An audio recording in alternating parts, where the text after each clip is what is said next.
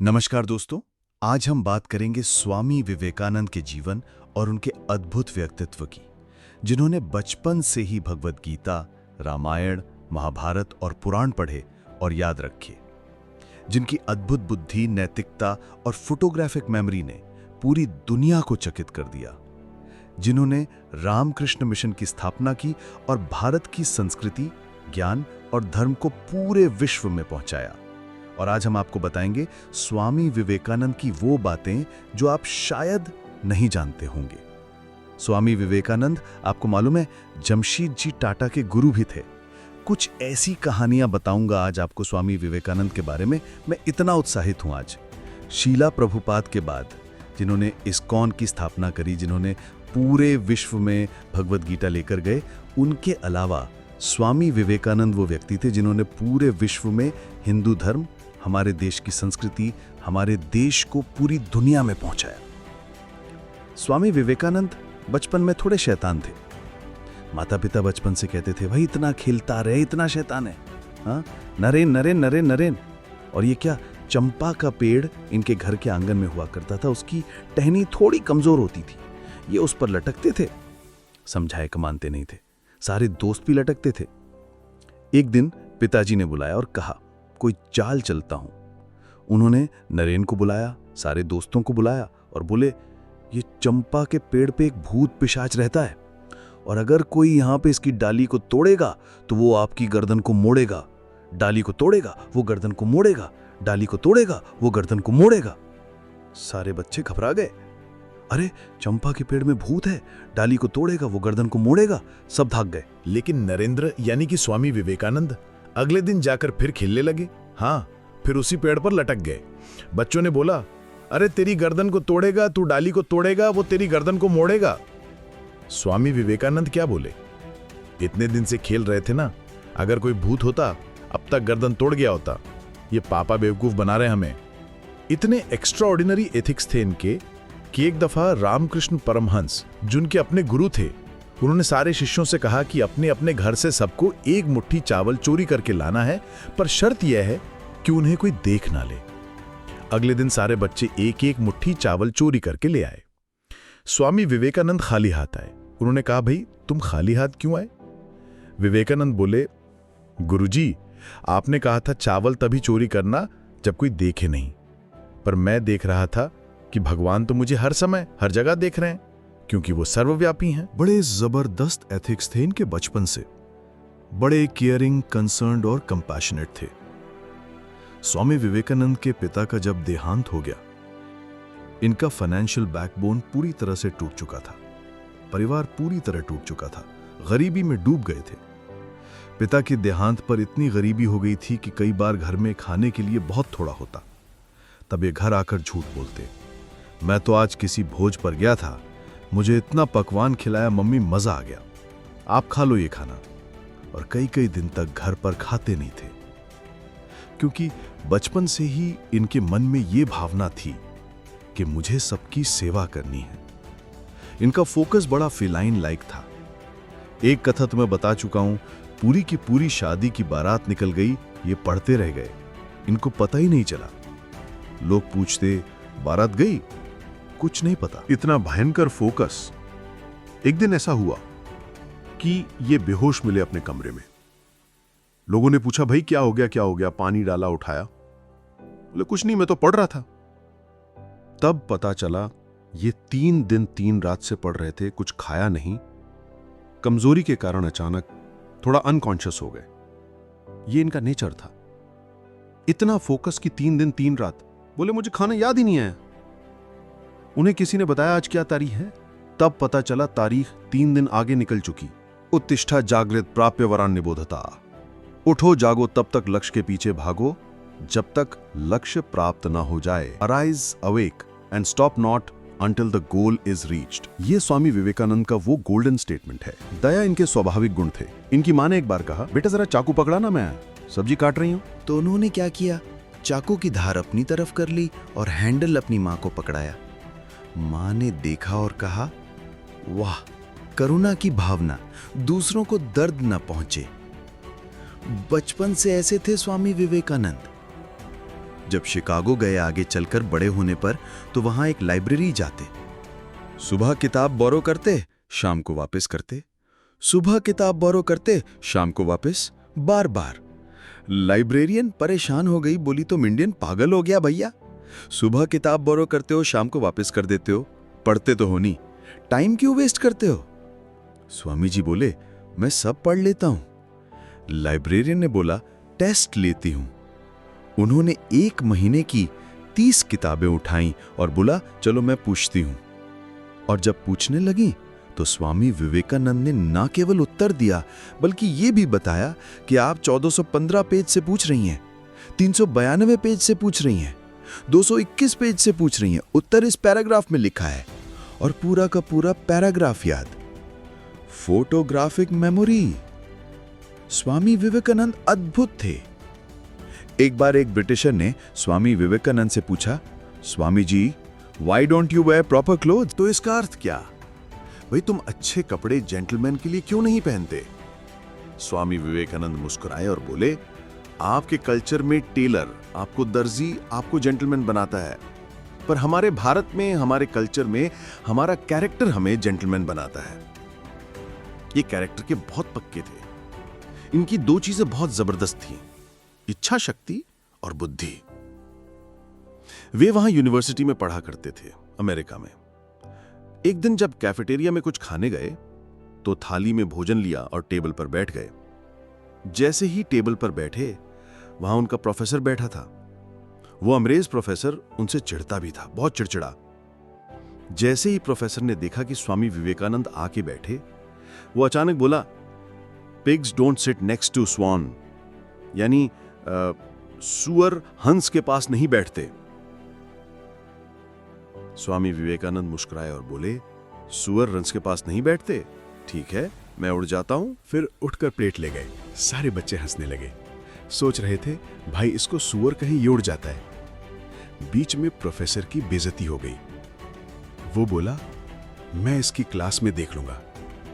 जब स्वामी विवेकानंद क्लास में आए, प्रोफेसर ने कहा, ए तुम खड़े हो जाओ, और स्वामी विवेकानंद को खड़ा कर दिया।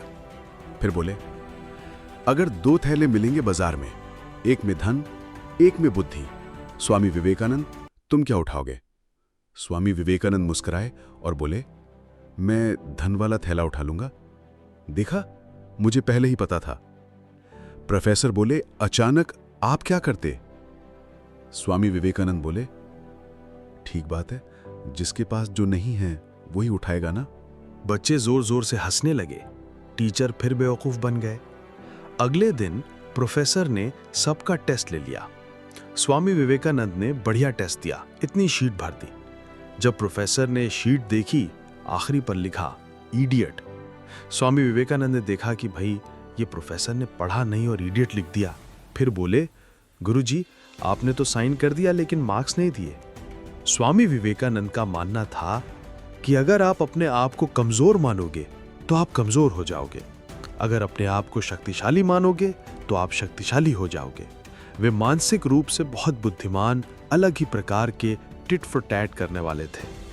एक दिन ट्रेन में जा रहे थे, थोड़ी बर्थ थी, उस पर लेट गए।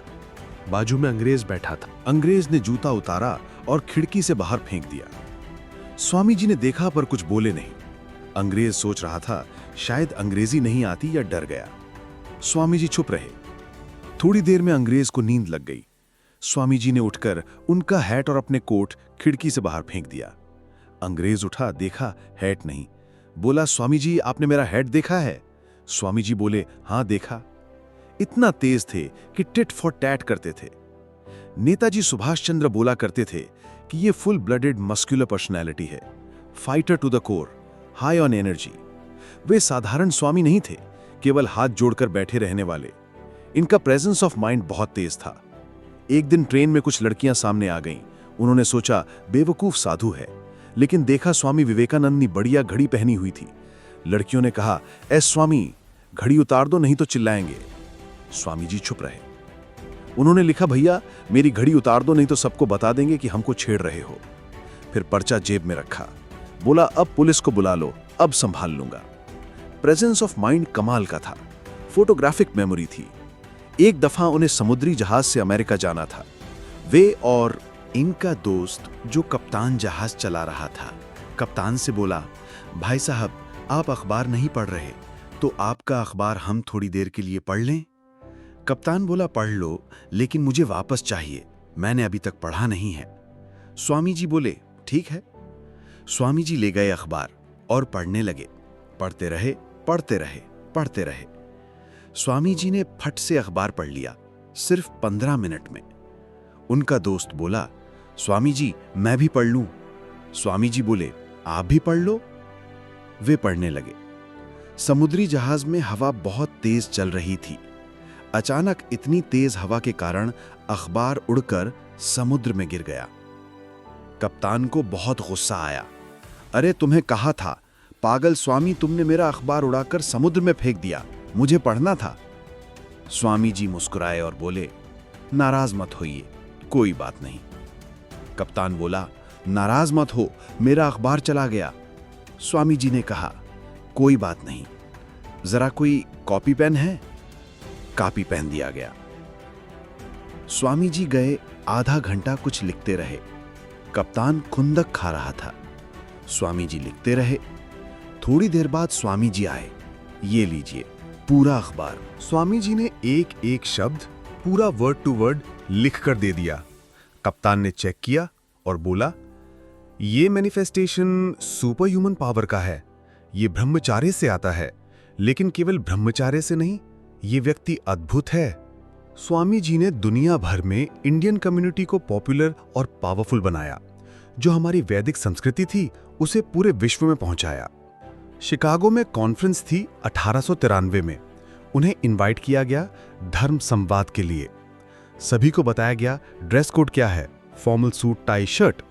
स्वामी जी धोती कुर्ते में पहुंचे। अमेरिकन्स को बुरा लगा। स्वामी जी मुस्कुराए और बोले, नहीं, मैं तो ऐसे ही आता हूं। स्वामी जी को बोलने के लिए सिर्फ 2 मिनट दिए गए। सबको 10-10 मिनट दिए गए। सोचा गया कि कोई सुनेगा नहीं, लेकिन जब स्वामी विवेकानंद बोले, उन्होंने अपनी शिकागो स्पीच दी। लोग सुनते ही खड़े हो गए। बीच बीच में तालियां बजने लगी। कोई नहीं उठा। 2 मिनट नहीं, 10 मिनट नहीं, 20 मिनट नहीं, आधा घंटा नहीं, 1 घंटा नहीं, 1.5 घंटे तक बोले। Pin drop silence. ताली बजती, सन्नाटा, फिर ताली। ये स्पीच आज भी पूरी दुनिया में याद की जाती है। खत्म होने के बाद पूरा स्टेडियम 8000 लोग खड़े होकर तालियां बजाते रहे। विश्व धम्म संसद में स्वामी विवेकानंद सबसे महान वक्ता थे। न्यूयॉर्क हेराल्ड ने कहा, उन्हें सुनने के बाद लगता है कि जिस देश में इतने विद्वान और बुद्धिमान लोग रहते हैं, उस देश में मिशनरी भेजना मूर्खतापूर्ण होगा। न्यूयॉर्क क्रिटिक ने कहा, कई विद्वानों का भाषण अच्छा था, लेकिन हिंदू साधु स्वामी विवेकानंद के भाषण के आगे कोई टिक नहीं पाया। रविंद्रनाथ टैगोर कहते थे कि अगर इंडिया को जानना चाहते हो तो स्वामी विवेकानंद को पढ़ लो। उन्होंने भारत को जाकर रिप्रेजेंट किया पार्लियामेंट ऑफ रिलीजन में। 1893 में वेस्टर्न वर्ल्ड ने इंडिया को धर्म के रूप में एक्सेप्ट किया। स्वामी विवेकानंद ने देश की कम्युनिटी को पूरी दुनिया तक पहुंचाया। वैदिक धर्म की कम्युनिटी को समझाया। उनके लेक्चर्स के बाद वे बहुत पॉपुलर हो गए। अलग अलग लोग अपने घर में बुलाने लगे। सारे बड़े बड़े रईस उन्हें बुलाते। एक बार अमेरिका के सबसे अमीर आदमी ने बुलाया। कहा कि आप यहां आराम करिए। बड़ा गद्देदार मुलायम बेड था। स्वामी जी गए, बैठे। मन में विचार आया कि मेरी मां आज भी जमीन पर सो रही होगी। भारत में कम से कम 25 करोड़ लोग जमीन पर सो रहे होंगे, जिनके पास पंखा तक नहीं है, कोई सुविधा नहीं, जिनके पास बिजली नहीं थी और बहुत बुरी हालातों में बिना खाना खाए सोते थे। तो स्वामी जी कैसे बिस्तरे पर सोते? उस दिन उन्होंने बिस्तरे पर नहीं सोए, जमीन पर सोए। लेकिन ये उनका आखिरी दिन था। उसके बाद उन्होंने कभी किसी का इनविटेशन एक्सेप्ट नहीं किया। अपने आश्रम में जाकर सोते रहे। एक बार ब्रिटेन के प्राइम मिनिस्टर ने उन्हें लंच के लिए बुलाया। स्वामी जी भी उनके साथ बैठ गए। प्राइम मिनिस्टर बड़े छुरी कांटे से खाना खा रहे थे। स्वामी जी ने अपने हाथ से खाना शुरू कर दिया। प्राइम मिनिस्टर को बुरा फील हुआ कि आप इंडियंस इतने मॉडर्न एनवायरनमेंट में भी हाथ से क्यों खाते हैं। स्वामी जी मुस्कुराए और बोले, because no one has used my hands before to eat. अर्थात किसी ने मेरे हाथों से पहले कभी खाना नहीं खाया, लेकिन बहुत से लोगों ने खाना छुरी कांटे से खाया था। मेरा हाथ आज तक मेरे ही मुंह में जाता है, दुनिया के मुंह में नहीं। ब्रिटिश प्राइम मिनिस्टर बहुत हैरान रह गए। भारत अभी परतंत्र था, लेकिन इतने बुद्धिमान लोगों को देखकर। नेताजी सुभाष चंद्र बोस कहते थे कि स्वामी जी इतने महान, गहन और प्रोफाउंड थे, अगर वे जिंदा होते तो मैं उनके चरणों में रहता।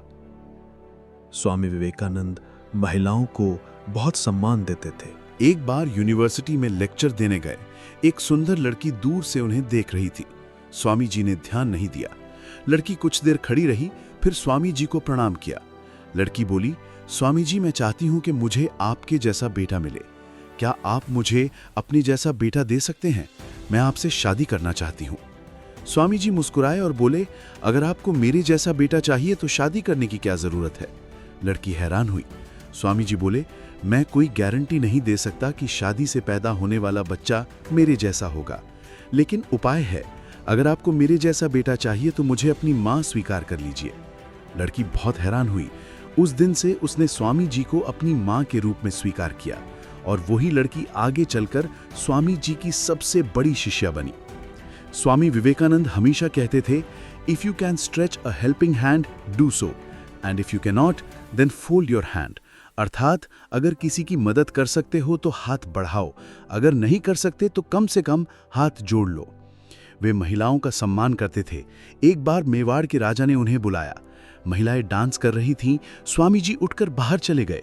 कहा, it is inopportune to see a woman dancing for my own fun. आश्रम में नियम था, कोई औरत नहीं आ सकती। 1902 में बहुत बीमार थे। मां देखभाल करने आई। स्वामी जी गुस्सा हुए कि मेरी मां भी अंदर नहीं आ सकती, रूल सबके लिए बराबर है। 39 साल की उम्र में इतनी सारी बीमारियां के कारण उनका देहांत हुआ। 39 बीमारियां, migraine, tonsils, asthma, persistent fever, liver खराब, किडनी खत्म, indigestion, back pain, heart problem के कारण कार्डियक अरेस्ट से उनका निधन हुआ।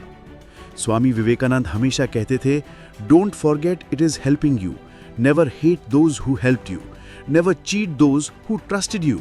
Don't forget it is helping you. Don't hate it is loving you. Don't cheat it is believing you. ये थे स्वामी विवेकानंद, अद्भुत व्यक्तित्व, महान विचारक और पूरी दुनिया के लिए प्रेरणा स्रोत। दोस्तों, ये थे स्वामी विवेकानंद की अद्भुत जीवन गाथाएं और उनके प्रेरक कर्म। उनकी नैतिकता, बुद्धिमत्ता और देशभक्ति ने न केवल भारत बल्कि पूरी दुनिया को प्रेरित किया। हम उनके जीवन से ये सीख सकते हैं कि यदि आप अपने लक्ष्य के प्रति समर्पित रहो तो कोई भी बाधा आपको रोक नहीं सकती। तो आइए हम भी उनके आदर्शों को अपने जीवन में अपनाएं और दुनिया में अपने जीवन का प्रकाश फैलाएं। याद रखिए, स्वामी विवेकानंद का संदेश आज भी उतना ही जीवंत है। उठो, जागो और तब तक मत रुको जब तक लक्ष्य प्राप्त न हो जाए। ये वीडियो प्रस्तुत है मनीष वॉइस के द्वारा। अगर आपको ये वीडियो पसंद आया हो तो लाइक करें, सब्सक्राइब करें और बेल आइकन दबाना ना भूलें ताकि आपको ऐसी प्रेरक कहानियां मिलती